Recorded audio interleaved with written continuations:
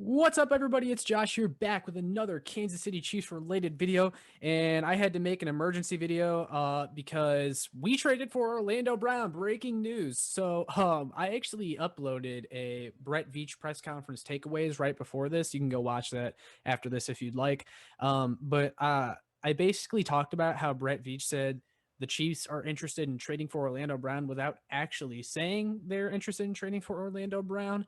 And then, like, literally 20 minutes after the press conference is over, the Chiefs trade for Orlando Brown. So that man Veach was like on the phones right after he got out of that room. And right now, I'm joined by Connor, who is one of the most widely hated Chiefs fans in Chiefs Kingdom and a notorious Brett Veach hater. And even he's happy today. So, Connor, what are your initial thoughts on the Orlando Dude, Brown I'm trade? happy as shit.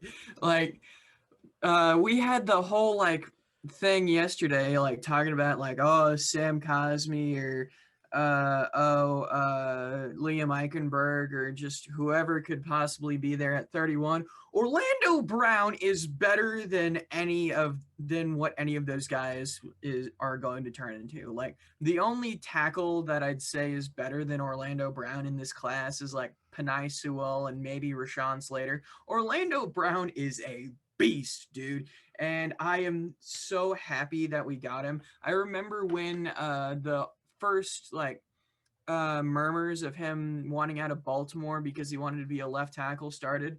I said that if I was Veach, I would have picked up the phone and called the Ravens and been like, okay, I'll give you Mitchell Schwartz. It'll give you a good right tackle, and I'll give you a second round pick. Obviously, that's not what happened, but I guess the Ravens just got really desperate to move on from Orlando Brown, and they gave us the deal of a lifetime. Well, here's what I said in my prior video right before this. I said that, if the Ravens are going to trade Orlando Brown, like, they need to do it now before the draft while his value is the highest so they can, get picks to use now to supplement the loss of Orlando Brown. So that's what they did.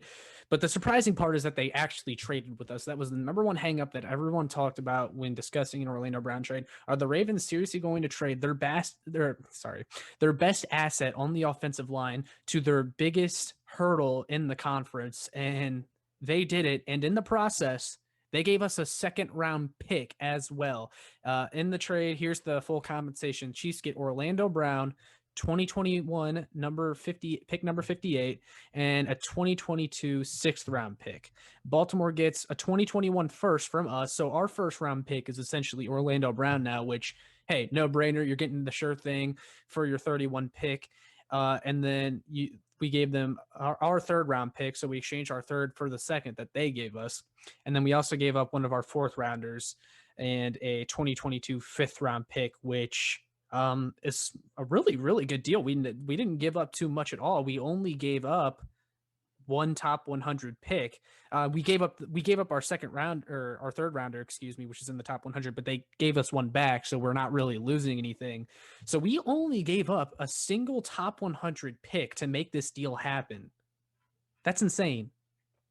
Yeah, we essentially turned a first, third, and fourth into Orlando Brown and pick 58. You take that deal all day. I don't care what any Chiefs fan says. You're getting someone that can be an all-pro left tackle and has the okay. And, like, I know you said you're not as big on the whole arm length debate. Some people are. They're big on arm length with tackles. Orlando Brown has longer arms than just about every tackle in this draft. Anyways, they got him at 35-inch arms, which that's pretty good. Dude, this makes the entire draft process so much more relaxing, because I've said time and time again that a lot of the concern that I had about this draft was going to be getting impact guys who can help us win the Super Bowl next year. And that was my concern with a lot of the tackles, and why I ultimately wanted Liam Eichenberg, because I felt like he was the best day one tackle, and some of the other guys might have to develop. And Orlando Brown is a better day one tackle than anyone else in this class. Well, I mean, I guess you know what I mean. Yeah, But like if you like Sewell might end up being better than Brown in the future, but like as far as like right now, of course Brown is the better player. and there's no way in hell we could have gotten Sewell. We'd have to like trade with the Yeah. Lions or something. Yeah. And one of the good things about Brown is he is a good left tackle. The reason he wanted to be traded is because he wanted to play left tackle. So now he's going to be Kansas City's left tackle of the future. And you know, some people there's two complaints that I've heard. One, he's a better right tackle than left tackle. Some people have said that. Well, if you look at his stats from PFF, he gave up like a handful of sacks, and he gave up a few pressures from the right tackle spot. But if you look at his position specific snap numbers, so he played like over 1,000 snaps in 2020, but he played 700 of those at left tackle. He played a lot after Ronnie Stanley went down, and in those 700 snaps, he did not give up a single quarterback pressure or hit. He didn't give up a sack either, so he was a great left tackle. The other concern I've heard about him is he a scheme fit for the Chiefs? You mentioned it before we started recording. Like, look, you're asking the dude to block. You're asking him to be your left tackle. I think there's not going to be an issue. I think people just look at him as this, oh, you know, he's a completely different scheme fit. Well, I mean, I think that's more so because of the scheme that the Ravens run. You know, like they're asking him to block in a primarily running offense. So people are like, oh, well, he's only a tackle for a running offense. Well, they drafted him before they even took Lamar Jackson, right? I think it was the same draft, if I'm not Same draft, mistaken. okay, but they still had Joe Flacco as the starter to begin with, so you know. But anyways, yeah, so that's the other concern I've heard about him. But also, on the other hand, this could just mean that the Chiefs want to run the ball more. You know, they brought in Austin Blythe, a good run blocking center. They I don't brought want to in hear that. they brought in Joe Tooney, and now they brought in Orlando Brown. Maybe they want to run the ball. Oh yeah, and they signed a fullback, like I said, Michael Burton from the Saints. So maybe they just want to run the ball more. But either way, I mean, you're getting essentially an all-pro left tackle. I don't think you can complain. If we run the ball more, that second rounder better be Trey Sermon. But I would not draft Trey Sermon in the second. dude, I do not want Clyde to be a focal point of the offense. But before we get too off topic and go on that tangent, let's talk about what the rest of the draft looks like now. So we got the 2 seconds. We don't have the third anymore, but we have 2 seconds. And then we have a fourth, a fifth, and then a sixth, right? Yeah. Or did we let me I think make we sure. might have traded that. So we traded. No, we didn't trade any of our fifths. So we still have 2 fifths. So we have one of our fourths and 2 fifths, and then the sixth, I believe. Yeah. So really at this point, I would like them to go edge and wide receiver in some combination with those 2 second rounders. And then I mentioned to you before we started recording and listened to Brett Veach's press conference today, he talked about how there's a big talent drop off after the mid rounds, especially at linebacker. He doesn't think the linebacker class is deep, but he mentioned the fact that he really wanted to address linebacker before the offseason. Well, you didn't pick one up in free agency, and the draft is kind of your last, chance to get, a contributor at linebacker, but he doesn't think the class is that deep. So that kind of leads me to believe maybe they package one of their fourths and maybe their fifths, and maybe they move up a little bit and try to take a linebacker. So that could mean they come out with Orlando Brown essentially as their first round pick. Let's just say they get, I don't know, Diami Brown, Dalen Hayes. I'm just throwing out names here. Let's just say they get Diami Brown, Dalen Hayes, and I don't know, Dylan Moses. That is an A+ draft, man. Yeah, 100%. I think it's easy to say that our biggest issue now is receiver. We definitely need another edge player, but is there really going to be anyone there in the second round who can play edge? But really, our draft strategy should just be best player available who can see the field this year. And that's one probably going to be a wide receiver for almost every pick.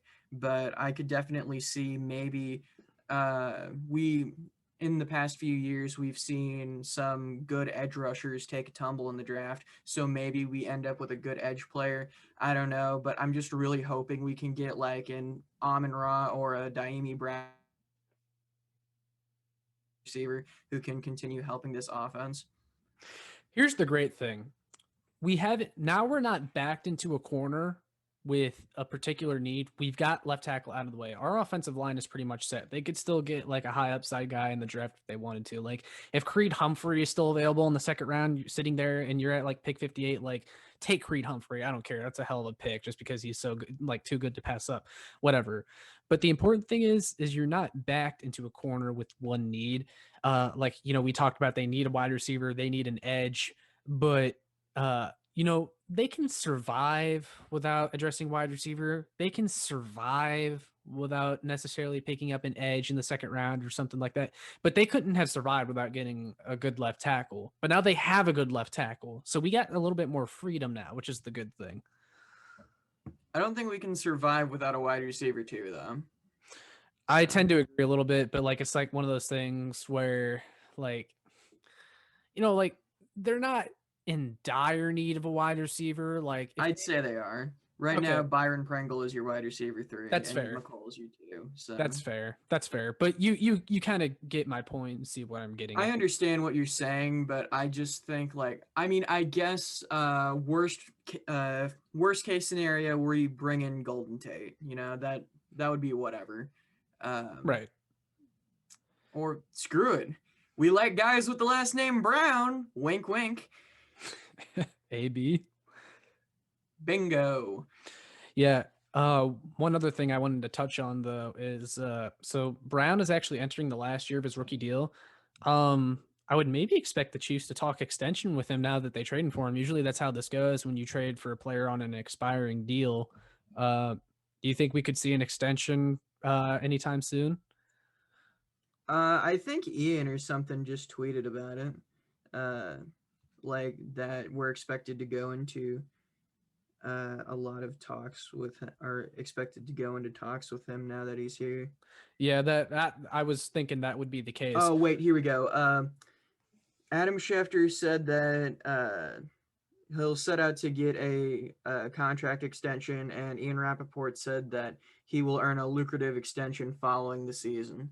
So he could very well play out the season, but I wouldn't be shocked if we negotiate his contract during training camp. Yeah, we'll just have to see. Um, but yeah, I think the number one reason the Chiefs did this though is he's the most sure thing at tackle, and I don't think they were all that confident in what would have been there at 31. Because really, and I talked about this before, how they were so aggressive to get Trent Williams because he was the sure thing. Well, why should we assume that he would just settle for, I don't know, Cosme or Eichenberg at 31? And not that either of them are bad players. I'm not saying that, but you for sure got to take Orlando Brown over either of Bro, those if I'd you get a rather fair have deal. Orlando Brown than Trent Williams. Yeah. Well, yeah, I'd rather have Orlando Brown rather than Trent Williams for $100 million. That's for sure. Or however Yeah, much the Niners paid him, like 140 million. Like, yeah. it was a disgusting contract. I mean, like the Niners had to do it because if not, the Chiefs were going to get him. But yeah, I tend to agree. So, yeah, I mean, that's kind of those are all my thoughts on the deal so far. I'm sure we'll learn more as time goes. But you have anything else you want to say before we wrap up? I mean, it's kind of annoying that all our mock drafts are essentially invalid at this point. But hey, Mahomes finally got a good blindside protector, so I'm happy. Yeah, you got to think. I mean, the left side of our line now features Joe Tooney and Orlando Brown. I mean, 2 all pros. yeah. I love it. So, Chiefs fans, let us know what you think in the comments. Are you as shocked as us that the deal got done? Let us know. Make sure you like, share, subscribe. Let's get to 1,000 subscribers. That would be awesome. And make sure you check out my work on showmefootball.com and Arrowhead Addict. But that's all I got for today, guys. Peace.